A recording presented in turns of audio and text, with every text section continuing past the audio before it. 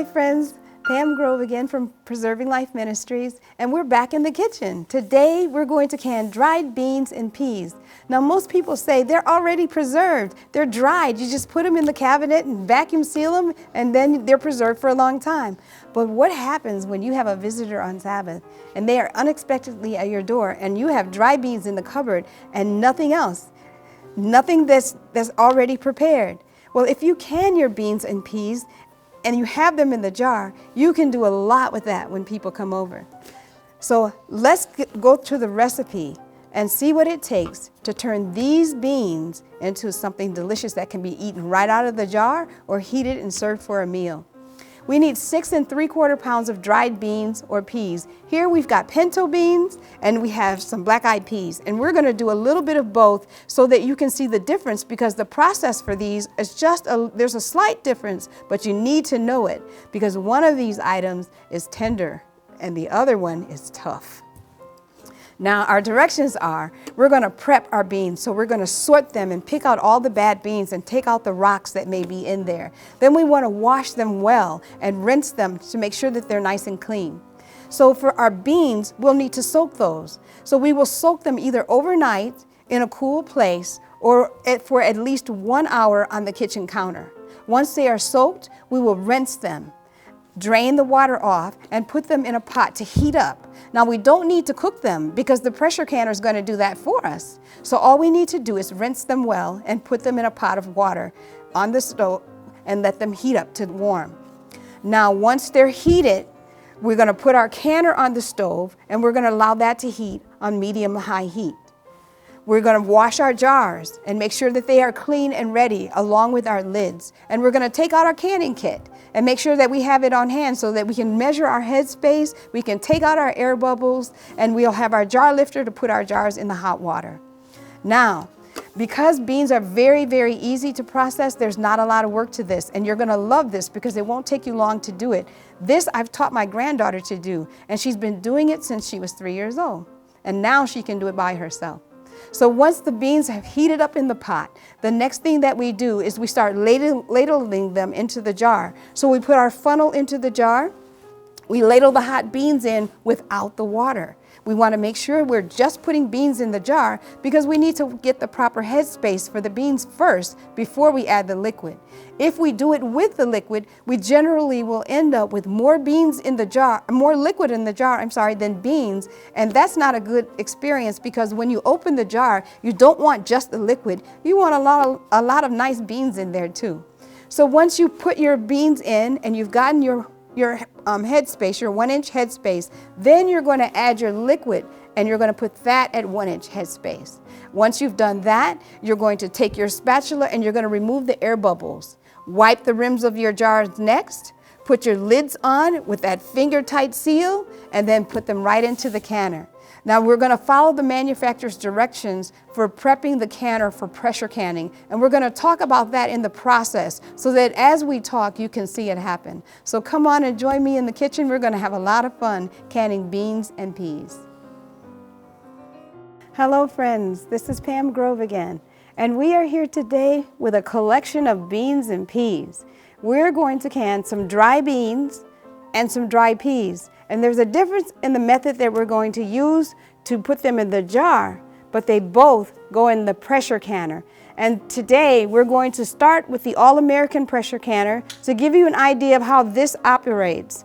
Right now, we've got it on an electric burner. And the reason for that is, if you'll notice here in my kitchen, I have a glass top stove. You cannot can on a glass top stove with most pressure canners because the heat gets too great and the glass could break. The other reason is because most electric top, flat top stove manufacturers will void your warranty if you can't pressure can on that glass top stove. So we don't want to do that. I have purchased a Cadco burner. You can buy that at Amazon.com if you have a glass top stove. It is 1,500 BTUs, and that's rated the perfect number of BTUs to operate a 25-quart pressure canner, be it an All-American, a Presto, or a Miro. Now, we do have other canners that we could use, the Presto or the Miro. We've chosen the All-American because of this gauge on top of it. This gauge is going to tell us what the temperature and the pounds of pressure are in this pressure canner when we get the food in it. It'll also let us know when it's time to take the jars out of the canner. And because of that safety feature, I'm going to can with this one today. Now let's get started putting our beans in the jar. The first thing our recipe told us to do was to sort and wash our beans, and we've done that. We did that with some organic pinto beans, and we've sorted and washed some organic black-eyed peas.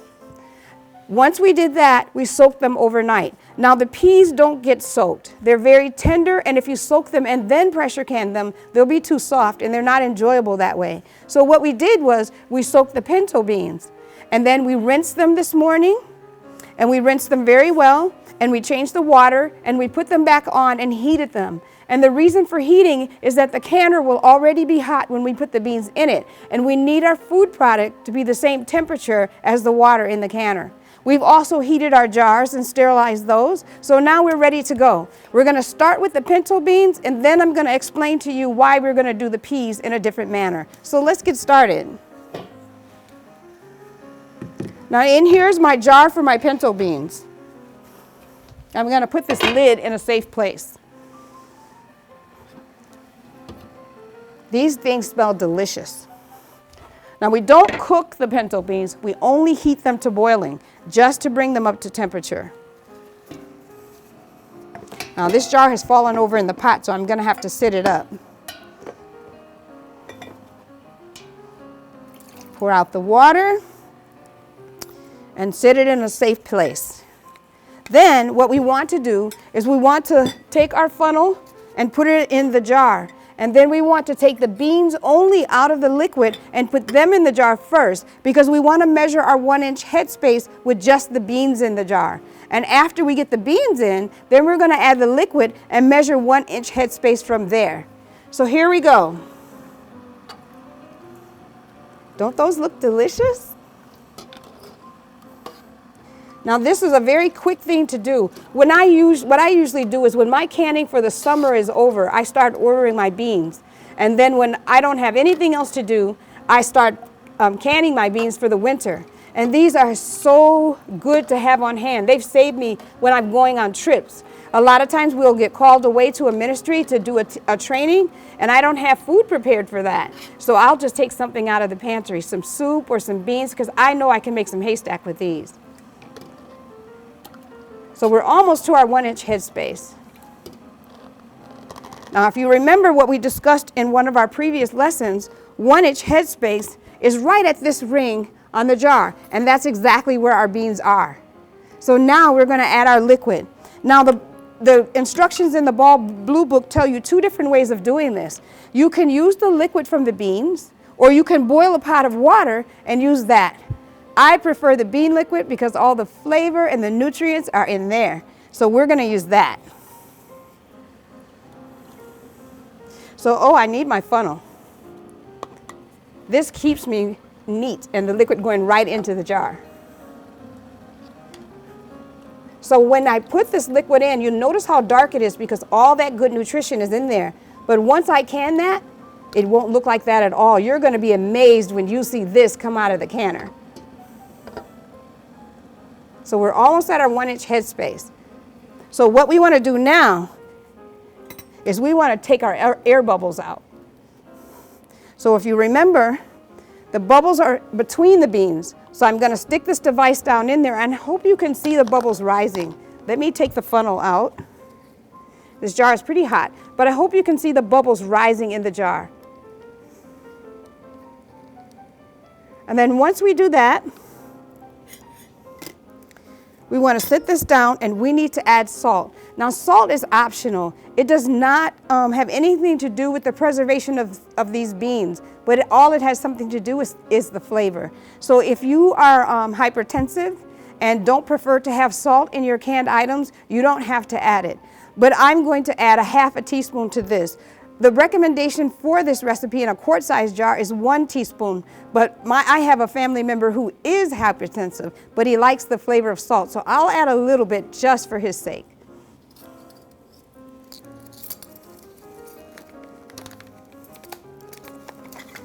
Now, the type of salt you use is up to you. This is Himalayan pink salt. I prefer Celtic salt, but I didn't have any on hand, so I'm going to use the next best thing. So once the salt is in the jar, we're going to wipe our rim the same way we normally do, and then we're going to take our lid and put on, finger tighten it, and put it in the canner. But because you've seen that process so many times, I'm going to do that off camera, and then we're going to come back and I'm going to show you how to close the lid on this canner and what to do to get things rolling. So don't leave. Come back. We'll be here in just a moment.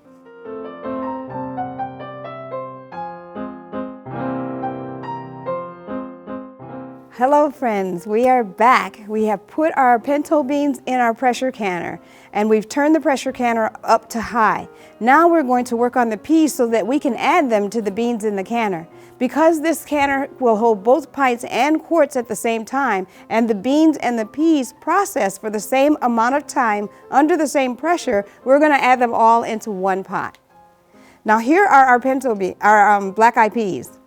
We're going to put these in pint-sized jars. And the reason that we did not soak them is because they're very tender and we don't want them to go to mush. But we wash them and we rinse them. And now we're going to put them into the jars.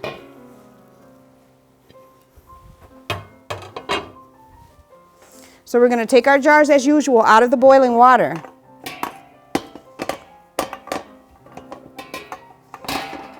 Now this one has fallen over, so we have to turn it over. And we're going to put our peas in the jar. And because there's no water in the peas, we're just going to ladle them right in. Now you say, what are we going to do for liquid because there's no water in here? Well, this is where the hot boiling water comes in. We're going to fill this jar almost to the head space. And what I didn't tell you with the pinto beans is we do want to leave an inch under the neck of under the 1 inch mark for the beans to expand. So I did take some of those beans out of that jar for expansion. And I'm going to do the same thing with the black-eyed peas. You notice here's the 1 inch head space, and I left it about a ½ inch to an inch underneath that so for the expansion of the peas. So now what we're going to do is we're going to add hot boiling water to this jar of black-eyed peas.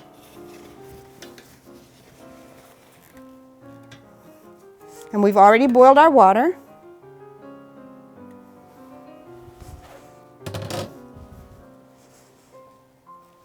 And we're going to take our ladle and add our water. Now the water does go to the 1 inch head space.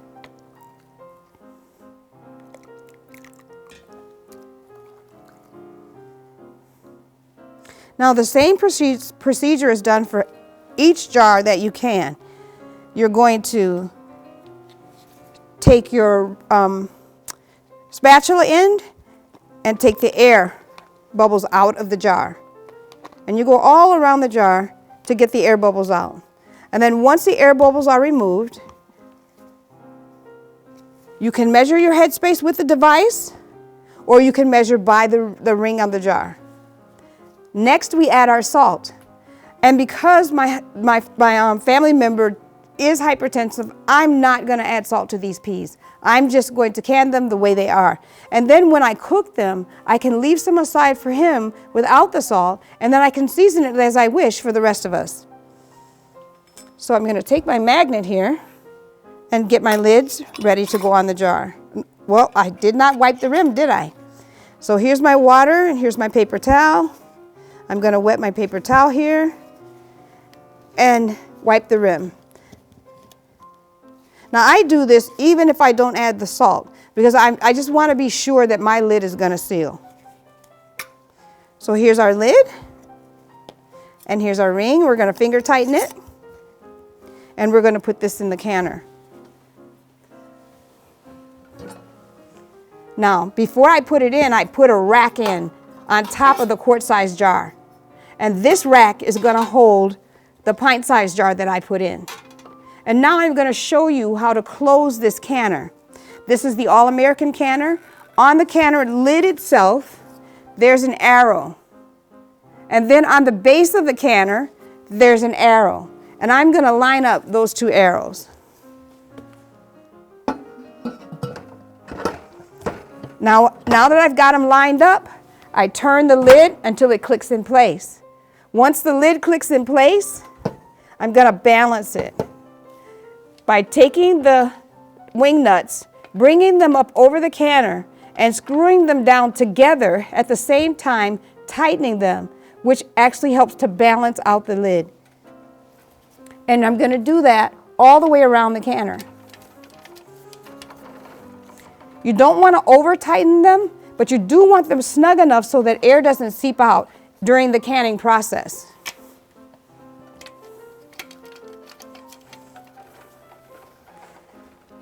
Now that we've gotten it tightened, all we have to do is wait for the canner to vent. And by venting, I mean once the canner comes to a boil, this vent spout will start to bring steam out. And when the steam comes out very steadily and heavily, we're going to time it. And for the All-American canner, you time it for 7 minutes. I will set my timer at that time for 7 minutes, and when the timer goes off, I'm going to put the weight on the canner. And the weight is what actually creates the 10 pounds of pressure. Now this weight is numbered 5, 10, and 15 for those dimensions in pressure. Your recipe tells you how many pounds of pressure each of your products will need. Both these black-eyed peas and the pinto beans need 10 pounds of pressure.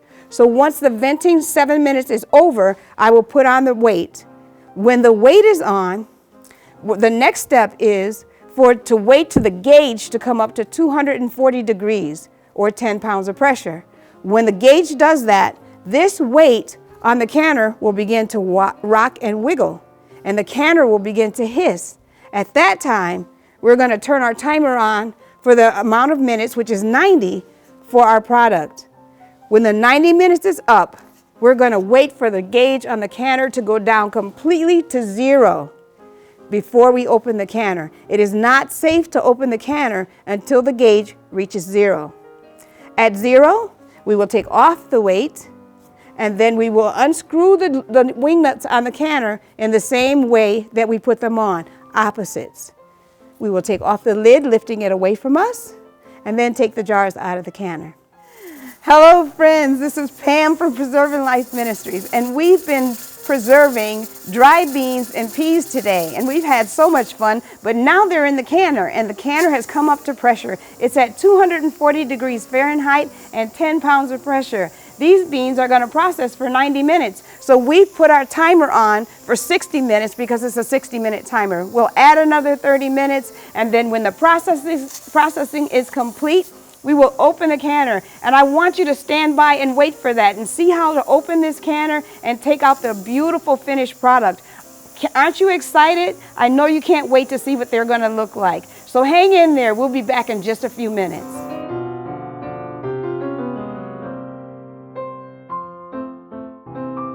All right, folks.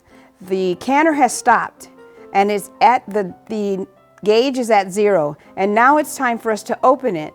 And we're going to open it in the same manner that we closed it. If you remember, we open it in opposites. So if I start on the right, I need to get the one directly opposite it and unloose the screws. And then just let them fall to the side. We're going to continue doing that until we go completely around the canner. It's a little bit awkward to do this in the kitchen, but there we go. And then we're going to take off the weight. And as you see, the pressure is gone. There is no steam releasing from the canner itself. We're going to carefully open it and lift the lid away from our face. Look at all that steam. I'm going to put this lid away. And we're going to lift the jars out of the canner. Look at that. They're still cooking in the jar. You can see the bubbles rising. And they'll continue to cook for another 20, 30 minutes or more because the heat is still intense inside of the jar. Now I'm going to finish removing these jars from the canner, and I hope that you will join us for our next class. We're going to talk about other methods of canning. And in that, we're going to include dehydrated foods, freeze-dried foods, and we're also going to include a special treat, how to take the home canned goods, the dehydrated goods, the freeze-dried goods, put it all together and make a delicious meal. You'll also see how to take these dried goods and put them inside of Mylar bags with oxygen absorbers to protect them for a very long time. Thank you so much, friends, for joining us. I had fun canning the beans and peas today.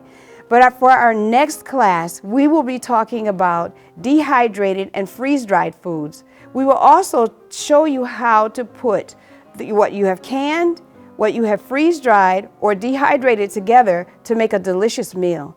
Along with that, we're going to talk about Mylar bags and oxygen absorbers, how they're used, where they came from, and how we can use them today to save our food for a very long time. So I hope that you will join us. Have a wonderful day, and I'll see you soon.